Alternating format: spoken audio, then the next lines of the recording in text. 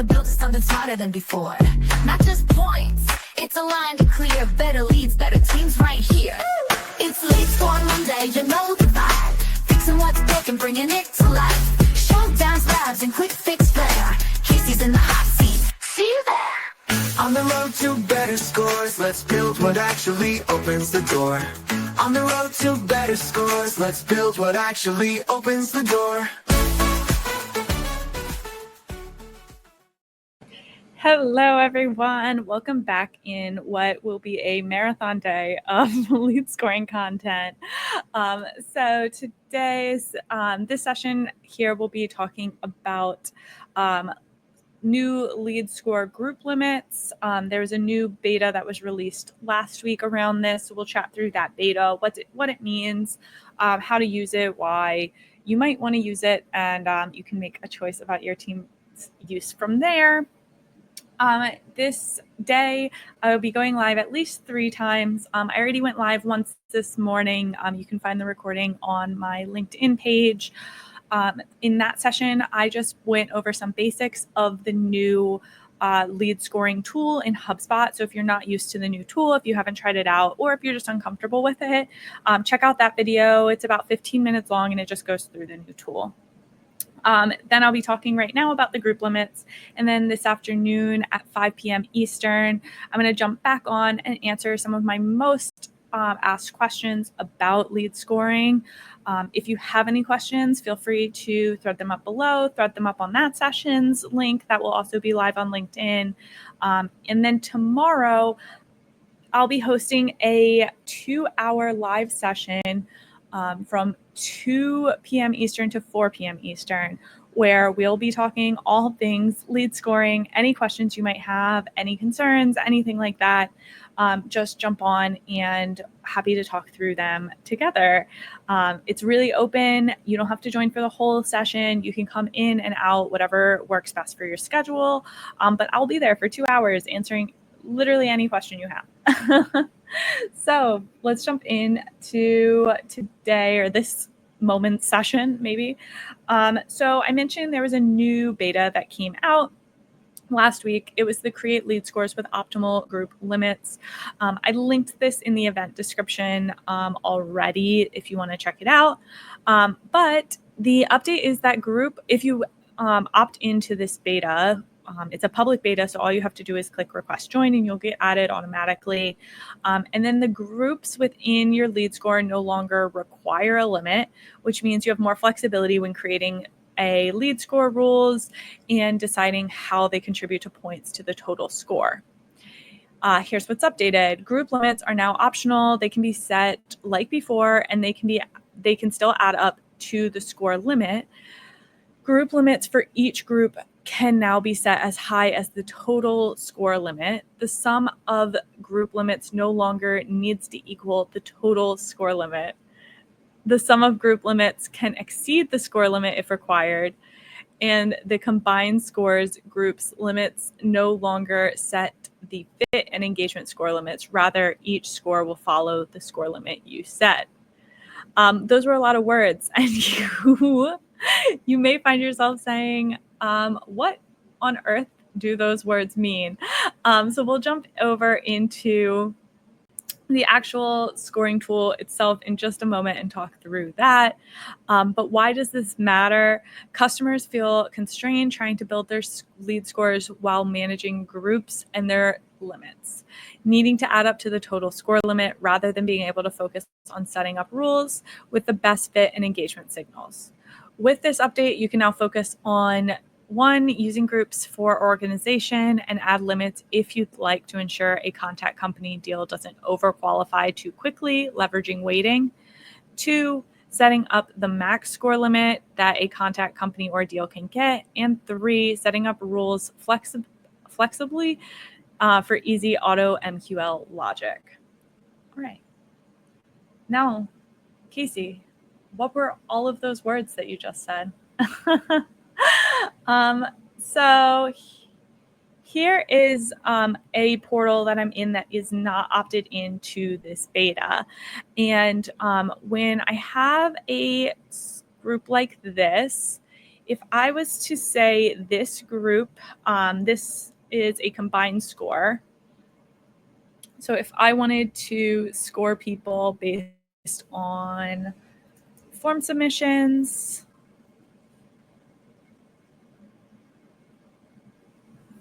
form name,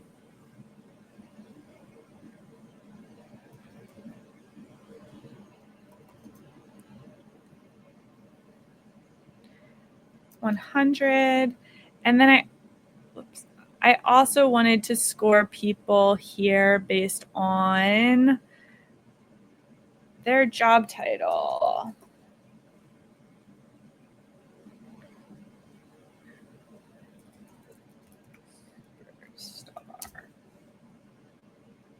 Maybe I want to give 10 points for that. So if I wanted this limit to be 100 and this I only have 10 in, I'm not even going to be able to turn this on because the group limits are not all equal to the score limit. The workaround was just to say 200 and be fine with it. And I could even say this is 100 and it's only ever going to get to 10 because I only ever have this. And you can see now I can turn this on. However, as you can see, this takes a lot of like complex thinking about what the limit should be. It can get really complicated when you're really just trying to score. And especially for tools moving from the old scoring properties into the new tool, these group limits didn't exist. You were just, if you gave somebody 100 points for filling out this form, you just gave them 100 points. And if they got 10 points for a HubSpot Superstar, they got 10 points. There was no grouping of these and limiting factors there. So this was causing a lot of confusion for teams. And another big piece was maybe I do want my total score to be 100, but I want anyone to fill out this form to automatically go to the top score and auto MQL. That's what they mentioned here, setting up rules flexible enough to auto MQL logic. In this old scoring tool, I couldn't, or with using these groups, I couldn't do that. Specifically, I'd have to make this score less or set this to 200 and then just say 100 is my MQL. But it made things a little bit complicated for many teams. I will say I like the group limits. I'll go on the record. I think that they are really useful to help, and it will say it here, setting max score limits that context companies here, this one actually. You'd like to ensure contact company and deal doesn't overqualify too quickly and leverage weighting.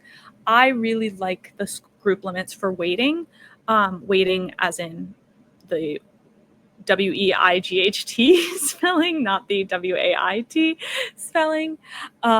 And I think they're really useful. However, I know, especially for teams transitioning from the old score, it adds a layer of complexity that wasn't in the old score and just was causing a lot of teams friction in the migration process. So let's take a look at what this update changes things to be. So in this portal, I am opted into this new beta. In here, once I build out my score, it actually by default is not going to have a group limit. When I add a new event group or property group, any group, when I add a new group, it won't have a limit by default. And I can manually go in and add a group limit here. The other thing with this update, I can now say the group limit of the fit score is 100 and the group limit of the engagement score is 100. So either one can add up to 100. In this example, my max score is always going to be 100, but it doesn't really matter if that comes from the fit score criteria or the engagement score criteria. Once I hit 100, great, and we maybe move on to sales at that point, whatever the case may be. What I haven't tested is if I go to 50. Yeah, so that even works too. My group limits don't have to equal my combined score. I kind of like that also because I've been telling a lot of teams if they are really accustomed to the old scoring where you just score up, up, up, up, up, then just go to the max score and your score will just go up, up, up all the way to the sky. So now you could even set your max score to 10,000, but your group limits don't necessarily have to be. Um, Whether or not you want to use this beta is going to depend on your business, on your score. If you're migrating from the old score to the new score today, August 25th, with the sunset being August 31st, you might not want to mess with limits. Just move your old score over, make sure things continue working when the score sunsets on the 31st, and just kind of just keep it moving. However, I would recommend thinking about limits because, like I said, I like them because it helps me weight scores and make sure people don't overqualify. So especially with these new engagement scores, I can give a point every time someone visits the blog. And if I just leave this to score every time, in theory, someone could get 50 points or even 100 points just from visiting the blog 100 times. However, that doesn't really mean that they're as qualified as someone that fills out a demo form, a pricing form, a contact us form. So I like to use the group limits to kind of weight those things. So sure, a pricing request, a demo request, contact us, that might get a score of 100, send them all the way to the top, send them to the sky, and move forward with passing them to sales. However, these limits allow us to kind of bucket our scores. I like to bucket them, especially the engagement scores, into top of funnel, middle of funnel, and bottom of funnel. My top of funnel would be things like my blog visitors, maybe like lower resource down, less sales intent resource downloads. I have things like lead scoring templates and things on my website, and even a guide for marketing contacts and managing marketing contacts automatically. While I might want to score people based on their engagement with those, none of those are showing me that they're interested in working with me at all. In fact, they may be very comfortable taking those resources and setting HubSpot up themselves and moving on. And that's great. However, that doesn't have buying intent, in my opinion. So I might put that in my low intent and max that score at like 10. That way no one can get like very high just doing those like low level activities that don't show real buying intent. Then I have things like my middle intent activities. And those might be things like my pricing page views, my demo page views without form submissions. If I had product pages or service pages, it might even include some of those pages. And then maybe I have an ungated demo video or some webinars that are a little more sales focused and show a little bit more buying intent. Those might come into that middle of funnel activities, and I might max that out at like 30 points. Then I'll have my top of funnel activities. Those are going to be my hand raisers, my pricing page form submissions, my demo page submissions, things like that. People that I do definitely want to send straight to sales. And in this process, I might send those people 100 points, send them straight to the top of the score, and pass them over to sales. However, those limits give us some options to weight activities so that we don't ever get in a situation where we're treating a ton of blog visits as if they have requested a demo. When we do that, we cause friction between the sales and marketing teams because sales is telling us that our leads are unqualified. And to be honest, in those instances, many of them may be. Just visiting the blog does not show sales intent, and then it causes friction in those interactions with those humans, those humans visiting the blog, because then they start getting these messages about signing up for a demo or just sales focused messaging, and all they ever did was visit our blog. And there's a little bit of a disconnect between the humans on the other side and the humans on your sales team, but it just causes some friction all around. So I think when done well, group limits can be really positive and helpful at helping teams prioritize activities, especially in these when we're able to use things like score every time, or if we have a lot of contact properties that we're scoring based off of, and we want to score based on all of them because they show that is us that those contacts are good fits. But maybe we don't want to give people a max of 100 points just because of their fit if they didn't show any activity. That's going to show our sales team that a demo request is the same as someone who just we have a lot of information on and seems to be a perfect fit. If we're able to score in ways that communicate, okay, these 100-point contacts are our hand raisers, and anyone less than 100 is not necessarily a hand raiser, is something else. Maybe they are a really good fit, but we just haven't had a lot of activity. That's going to change the conversation sales has with them in the best of times. And it may even change how the handoff looks like, whether or not marketing is kind of nurturing them into more of a sales cycle, or if we are kind of inviting them to events and other activities instead. Just think about that as you build your scores, and think about where group limits kind of make sense for your team. Again, this is August 25th. The sunset is August 31st. So we are 7 days, including weekends, away. I think this beta gives you a little bit more flexibility and ease when rebuilding your score.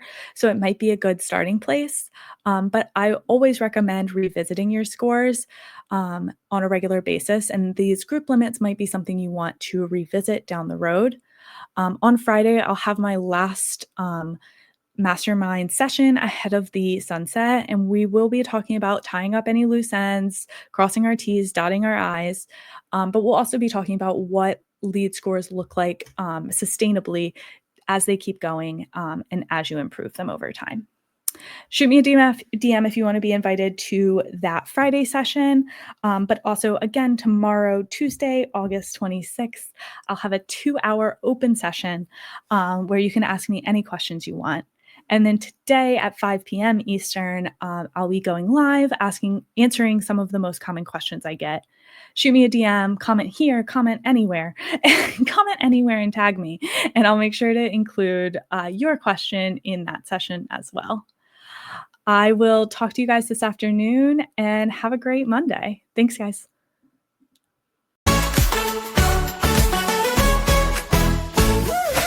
Live now, don't miss the score. Join the build to something smarter than before. Not just points, it's aligned to clear. Better leads, better teams right here. It's Lead Score Monday, you know the vibe. Fixing what's broken, bringing it to life. Showdowns, labs, and quick fix flair. Casey's in the hot seat, see you there. On the road to better scores, let's build what actually opens the door. On the road to better scores, let's build what actually opens the door.